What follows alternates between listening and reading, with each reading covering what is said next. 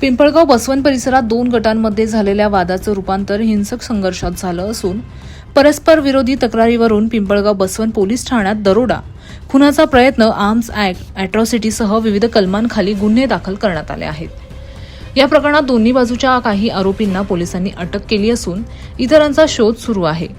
पोलिसांनी दिलेल्या माहितीनुसार अकिल अमीर पटेल यांच्या फिर्यादीनुसार विशाल केदारे, कार्तिक पठाडे, बादशाह पठाडे, शिंदे, बाजा, संकेत व अन्य 3 ते 4 जणांविरुद्ध गुन्हा दाखल करण्यात आला आहे.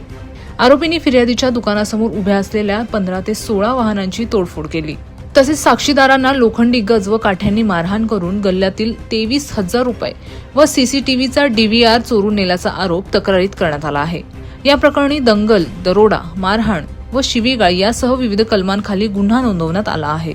या गुन्ह्यातील विशाल केदारे, बादशाह पठाडे, कार्तिक पठाडे आणि अमोल तिडके यांना पोलिसांनी अटक केली आहे.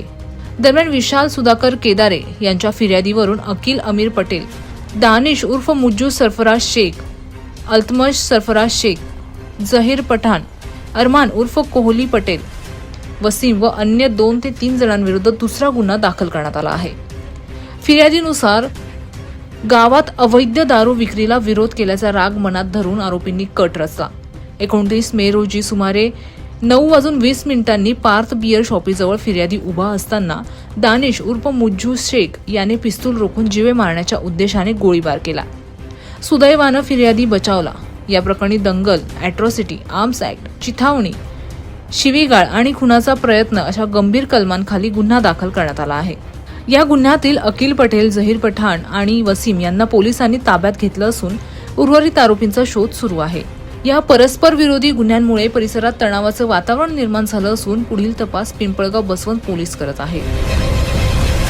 Bureau report, Pimpalgaon Baswant, Nashik.